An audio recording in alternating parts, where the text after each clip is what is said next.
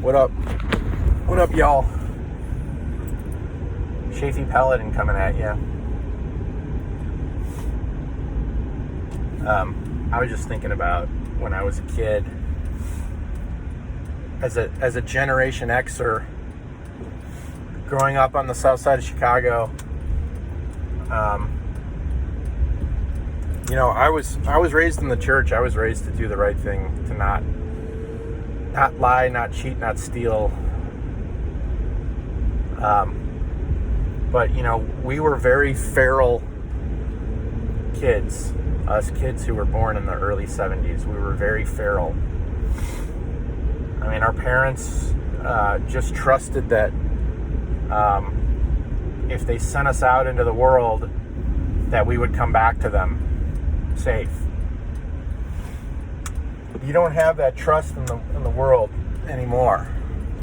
Is that lack of trust founded? I don't know. I mean, there's a lot of fear everywhere, about gun violence and child abductions and this and that. I mean, there's a lot of fear out there about that kind of thing happening.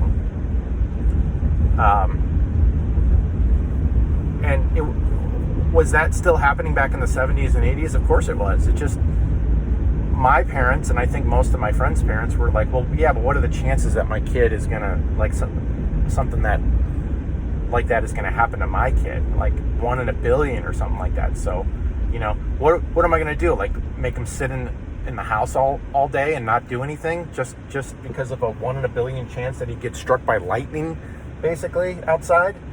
It's like the same chance of being on an airplane that gets hijacked by a terrorist. It's such a small percentage chance that you fly anyway, and you say, well, it probably won't happen, so I'm gonna fly. I'm not just gonna sit here and do nothing and let fear control me. So our parents had that attitude. My mom would say, just go outside and play with your friends. Where do you want me to go, Mom? I don't care. Just get on your bike and go somewhere. Like, all right. So we ride our bikes all over the neighborhood, everywhere. No cell phones, no tracking devices, no nothing. Be home for dinner was the big thing. Be home for dinner, or be home before dark. Be home by the time the street lights come on. That was a very common thing with all my friends. Be home by this time. And if you're not home by this time, then your parents assume that something horrible happened to you and calling the cops, and they're doing this and that, calling all the neighbors and trying to find out where you are. So we used to go out on our bikes, and we would ride a couple miles into town, where there would be stores. You'd have your McDonald's, you'd have your gas station, you'd have your 7-Eleven, whatever. And I had a friend who was a very bad influence on me. Very bad influence. All he wanted to do was get in fights and steal stuff from stores. That's all he wanted to do, basically. But mostly steal stuff from stores. And vandalize. He was a big vandalizer. Just destroy someone else's property. Not because you don't like that person, just because it's fun. Why is it fun? Because it's wrong. That's why it's fun. And you don't have to end up paying to get it fixed. Someone else has to end up paying to get it fixed. So you get to have all the fun and do all the damage, and somebody else has to pay to get it fixed. I mean, how awesome is that, right? So we'd run around and we go up to 7-Eleven, and I remember the first time when he's telling me, he's like, dude, just go in there and just steal something. I was like, dude, I'm afraid. I can't do that. And then of course he's like, well, you can't do it because you're a pussy. That's why, the old peer pressure, you're a pussy, Shafe. That's why you won't steal. So I'd say, okay, I'll do it, but I want to see you do it first. I want to see how you do it. I want to see your method, because my biggest fear is getting caught and then having, going down to the police station or something and having the cops call my parents, and then it's like, then I'm exposed as a thief, and then I'm in big trouble. So he's like, okay, so, he's like, just walk into 7-Eleven with me. He's like, don't do anything, just watch what I do. I'm like, all right. So we walk in, the clerk sitting behind the counter doesn't really pay that much attention to us. And he walks down the candy aisle, he grabs a Snickers bar, shoves it in his pocket, and we walk out. And nobody says anything to us.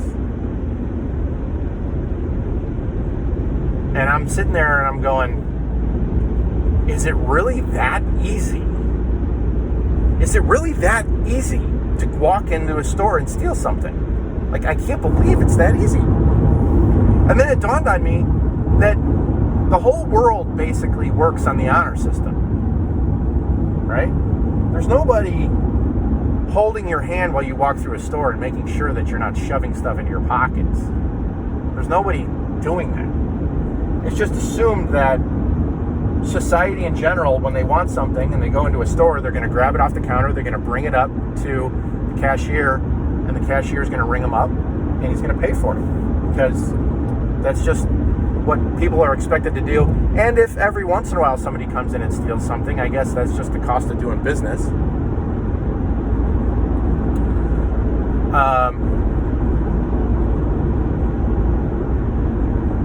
And so I was just blown away at how easy it was. And so I started doing it, and I walk in, and every once in a while we would have one of our friends distract the cashier, like start asking the cashier questions about whatever, like, hey, and like point to something behind them, like, how much are those cigarettes or whatever? And then the cashier would be like, you're not old enough to buy cigarettes, dude. You're like, oh, okay, well, how much is that magazine? How much, anything to get the cashier to turn around and be distracted, while me and my other friend would go down the aisle and just shove all kinds of stuff in our pockets. But it couldn't be too much. You couldn't put too much stuff in your pockets, because then you're bulging out as you're walking out of the store. And also, we got wise to the fact that it looks suspicious if you walk into a store and you don't buy anything, and then you walk out. We understood, we were smart enough as 10-year-old kids, 11-year-old kids, to know that if you always walk into 7-Eleven and you never buy something and then you walk out, that eventually they're going to put 2 and 2 together, and they're going to figure out what you're doing. So we go in. We'd stick a candy bar in our back pocket. We'd pull our shirt over our back pocket so you couldn't tell there was anything bulging out of there. And then we would buy, and this is back in the day when you could buy individual pieces of candy. You could buy one Now and Later for 5 cents or whatever it was. So we'd, steal $3 worth of candy, and we'd buy a Now and Later for 5 cents. And everything seemed like it was legit, because we walked into the store to buy a Now and Later for 5 cents. That's why we went in there.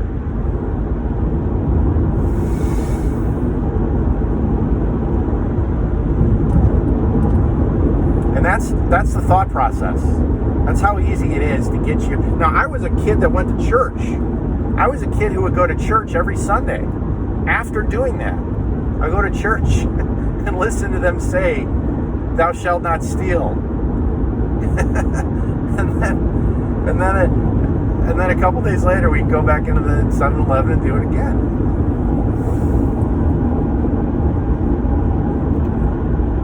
Different world back then, man. It really was. There was so much trust. Nowadays, I don't know. I guess there's a very similar level of trust nowadays, where for the most part,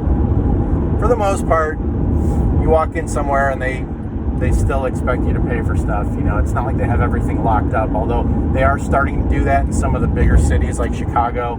You walk into Target and every single thing is locked up behind a glass case. It doesn't matter what it is. It can be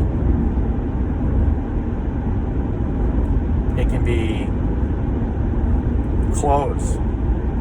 It can be underwear. It can be, t-shirts or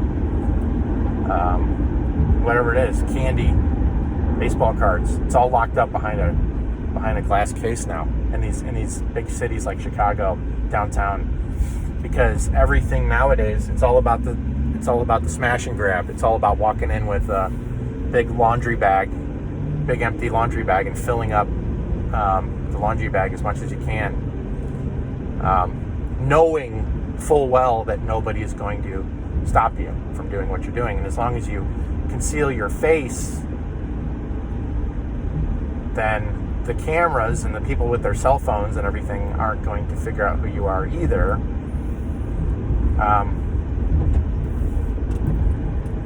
It's like an exaggerated version of what me and my friends did.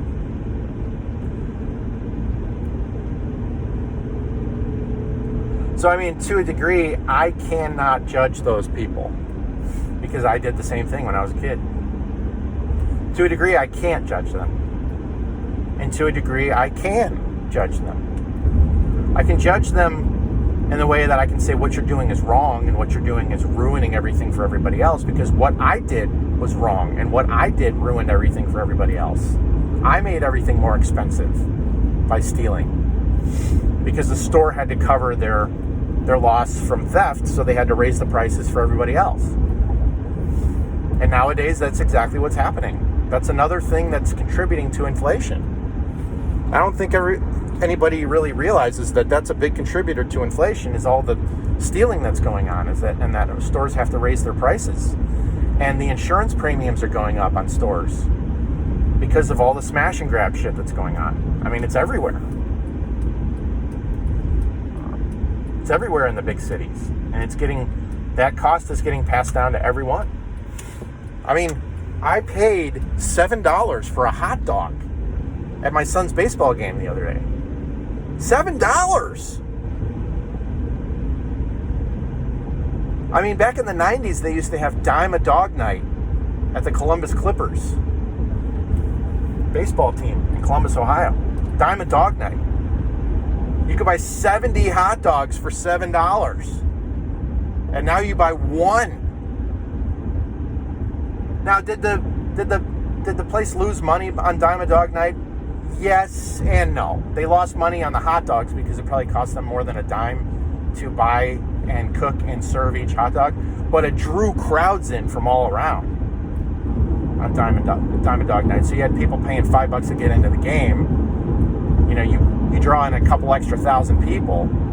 That's $10,000, and you lose maybe a couple $1,000 on your hot dogs.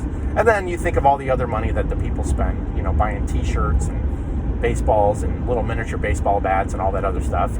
They probably made an extra 20 grand. So that's like cost of doing business kind of thing. But so there's being judgmental, like judging someone else and saying, you know, you deserve to rot in prison for what you're doing. Or you deserve, like if you're a religious person, say you deserve to go to hell for what you're doing. But if you did the same thing when you were a kid, then you deserve to rot in prison too. You deserve to go to hell too. So there's that kind of judgment. And then there's just the judgment between right and wrong, like knowing that it's wrong. I think it's important to make a distinction between those two things. Judgment based on what somebody deserves for punishment, and judgment based on right and wrong. Those are two totally different types of judgments. And I think every human is justified to look at something and say that is wrong or that is right. And I don't think that you need to be in that person's shoes to say whether or not what they did or what they're doing is either right or wrong. I don't think that you need to say, I don't think that you can say, well, yeah, but you're not in his shoes. You don't know if what he's doing is right or wrong. No, I know that if somebody's stealing something, I know that's wrong. I don't care. It's wrong. You know, there's two ways to get something for free. You either steal it, or it can be donated to you. It can be given to you by the grace and mercy of another person. If you want to get free shit, go to a food bank. Plenty of free shit there. People are volunteering their time. They're giving stuff out of the kindness of their own heart. And that's not stealing. Why isn't it stealing? You're still getting something for free, aren't you? Well, context is everything. Context is everything.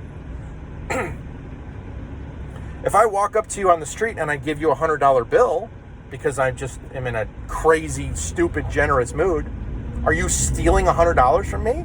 No. But if you walk up behind me and you pick my pocket and you take $100 that way without my permission, not done out of the kindness of my own heart, then it's stealing. Context is everything, folks.